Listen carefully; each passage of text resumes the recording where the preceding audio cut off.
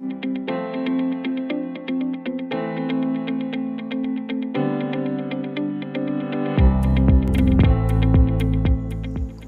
And coordination part 5, central nervous system, spinal cord. अभी तक हम लोग सेंट्रल नर्वस सिस्टम सीएनएस से बाहर नहीं निकल पाए हैं। सीएनएस, पीएनएस, एएनएस, ये तीन चीज़ हम लोग को पढ़ना है। पीएनएस, एएनएस अभी 10th क्लास तक बहुत ज़्यादा विस्तार से पढ़ना नहीं है, तो हम लोग सीएनएस को पूरी तरह से पढ़ना है, तो इसलिए हम लोग अभी सीएनएस पढ़ रहे हैं। और स्पाइनल कॉर्ड पढ़ लेने के बाद और रिफ्लेक्स एक्शन सीएनएस ख़त्म हो जाएगा। तो बच्चे इसको भी ध्यान से देखें। आज मैं बहुत छोटा वीडियो बनाया हूँ, ज़्यादा बड़ा नहीं बना सकता हूँ, लेकिन इसके बाद का वीडियो इससे बड़ा हो सकता है। Spinal cord is the extension of medulla oblongata. आपने भी देखा था कि मेडुला ऑब्लोंगेटा जो है स्पाइनल कॉर्ड के थ्रू हमारे रीढ़ के हड्डियों के बीच से निकलकर ये हमारे पीठ के तरफ से डॉर्सल हम लोगों का जो नर्व है, ये मेडुला ऑब्लोंगेटा से स्पाइनल कॉर्ड डॉर्सल है। It lies in the natural canal of vertebra column. ये जो नेचुरली हम लोग का एक वर्टिब्रा कॉलम है, रीढ़ की हड्डी है, उसी के बीचों बीच से ये गुजरता है। इट एक्सटेंड्स फ्रॉम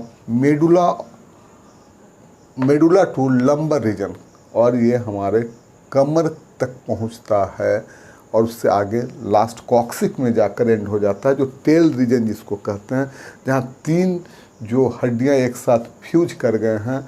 जैसे आमतौर पर टेल में 3 हड्डियाँ होते हैं, लेकिन मनुष्य में टेल का विकास नहीं हुआ है, आप जानते हैं, और तीनों हड्डियाँ एक जगह फ्यूज हो गए हैं टेल के, कॉक्सिक्स जिसको कहते हैं, वहाँ तक पहुँच जाते हैं हमारा स्पाइनल कॉर्ड।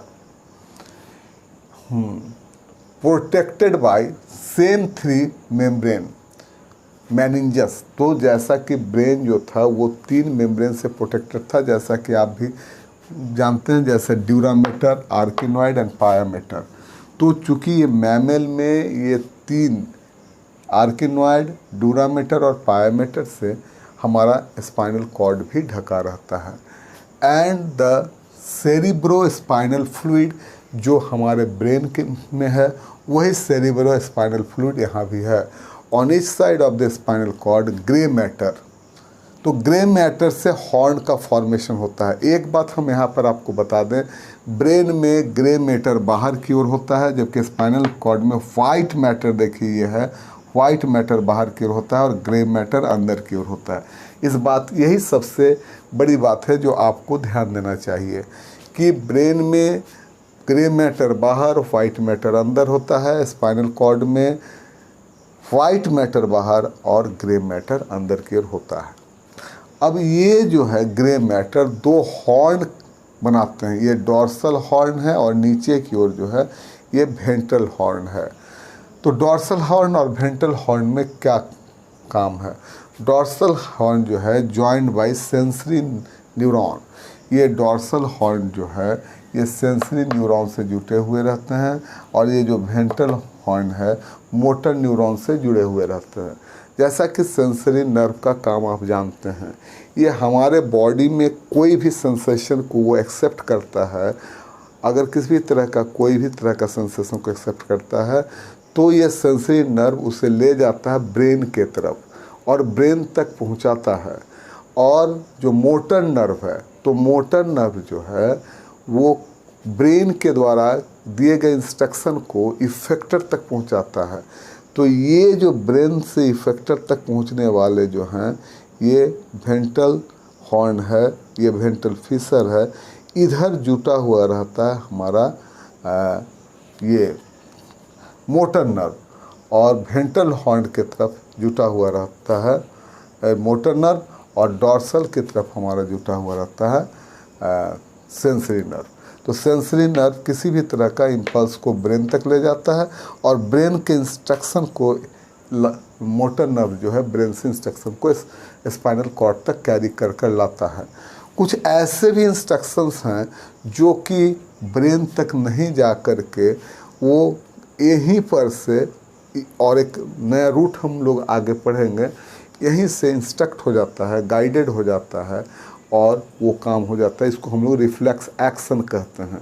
तो कुछ जो रिफ्लेक्स एक्शन है हमारा क्रैनियल रिफ्लेक्स एक्शन है, जो कि ये क्रैनियम से निकलने वाले नर्व से कंट्रोल हो जाते हैं। अब कुछ जो रिफ्लेक्स एक्शन है वो हमारा ये स्पाइनल रिफ्लेक्स एक्शन है, जैसे हमारा आँख के पुतलियों का अधिक लाइट में छोटा हो जाना और कम लाइट में उसका डायलेशन हो जाना, या छींकना, या कफिंग और स्नीजिंग, या यार्निंग, जो हम लोग नींद में हिलने लगते हैं पूरी नींद में, तो ये जो रिफ्लेक्स एक्शन है ये हमारा क्रैनियल रिफ्लेक्स एक्शन है। या अच्छा भोजन देख करके सैलिवेशन जो होता है, भोजन खाने की इच्छा, और ये जो सलाइवा का सेक्रेशन शुरू हो जाता है, तो ये भी क्रैनियल रिफ्लेक्स एक्शन है। और जैसे ये क्रैनियल, देखिए कभी कभी आप सुने होंगे एक बूढ़ा आदमी एक बच्चे को कहता रहता है, अच्छा मिठाई देखकर तुम्हें लालच हो रही थी ना, सैलिवेशन, तुम्हारे मुंह में पानी आ गए थे ना। देखिए ऐसा जो है जो कहते हैं ये ऐसी बात नहीं है। बच्चे के मुंह में मिठाई देखकर पानी आ जाना, ये सैलिवेशन होना, ये क्रैनियल जो रिफ्लेक्स एक्शन है। तो ऐसा पानी जो है अच्छे भोजन को देखकर बूढ़ा और बच्चों को बराबर आएगा। ऐसा नहीं है कि बूढ़े को नहीं आएगा और बच्चों को आएगा, क्योंकि रिफ्लेक्स एक्शन आपके कंट्रोल में नहीं है। ये एक्शन ये आपरूपी है और स्वतः होता है, जैसा कि आप जानते हैं। तो फिर इसमें बच्चों के मुंह में पानी आएगा अच्छा भोजन देखकर और बूढ़े लोगों को नहीं आएगा, ऐसा हो सकता है क्या? नहीं। अब जैसे देखिए अंधेरे में आपका पुतलियों का बड़ा हो जाना, dilation of people of eyes, और कम रोशनी में इसका ज़्यादा रोशनी में इसका छोटा हो जाना, ये तो रिफ्लेक्स एक्शन है। क्या ऐसा होता है कि बच्चों में होगा बूढ़ों में नहीं होगा? नहीं, ऐसा नहीं होता। तो रिफ्लेक्स एक्शन हमारे कंट्रोल में तो होता नहीं है, तो इसलिए क्रैनियल रिफ्लेक्स एक्शन है। और एक जो हम आपका बताएं ये स्पाइनल रिफ्लेक्स एक्शन, हाँ, जैसे कोई हॉट पॉट आपके हाथ से छू जाता है तो आप तुरंत हाथ को पीछे हटा लेते हैं। अब जैसे आप चुपचाप खड़े हैं, बाई चांस अगर हॉट पॉट पीछे से कोई ले जाते हुए आदमी से कोई गर्म वस्तु आपसे छू गया तो आपके हाथ ऐसे ही हट जाएंगे, इसके लिए आपको सोचना नहीं पड़ेगा, वो तुरंत ही हट जाएंगे। तो यहाँ पर जो होता है एक रिले न्यूरॉन होता है, जो कि हम कल रूट बताएंगे अगले क्लास में, तो हम आपको बताएंगे कि कैसे सेंसरी नर्व कैरी कर ले आता है हमारे इम्पल्स को, और वो जो है यहीं पर से वो चला जाता है इस डायरेक्शन, और इफेक्टर मसल को और क्या करना है, हाथ को हटा लेना है, खींच लेना है, तो इसके लिए ब्रेन के पास मैसेज को बाद में भेजा जाता है और पहले हाथ को बचा लिया जाता है। रिफ्लेक्स एक्शन जो स्पॉन्टेनियस स्वतः एक एक्शन होता है और वो बचा लेते हैं। और ये वेंट्रल हॉर्न, तो हम आपको यहाँ तक बताए। Function of the spinal cord, conduct impulses to and from the brain. तो स्पाइनल कॉर्ड एक मीडियम की तरह काम करता है और बॉडी के रिसेप्टर का जो इम्पल्स आते हैं इसके पास, उसको वो ब्रेन तक पहुंचाता है, और ब्रेन से जो भी डायरेक्शन आता है वो मोटर नर्व के द्वारा वो बॉडी के इफेक्टर पार्ट तक पहुंचाता है। इसलिए इसको कहते हैं conduct impulse to and from the brain, brain के तरफ और ब्रेन के इंस्ट्रक्शन को बॉडी की तरफ भेजता है, ऑर्गन की तरफ। Acts as a reflex centre and controls reflex action. अभी हम आपसे बात कर रहे थे तो मैंने आपको बताया कि एक रिले न्यूरॉन भी होता है और रिफ्लेक्स एक्शन को कंट्रोल करता है।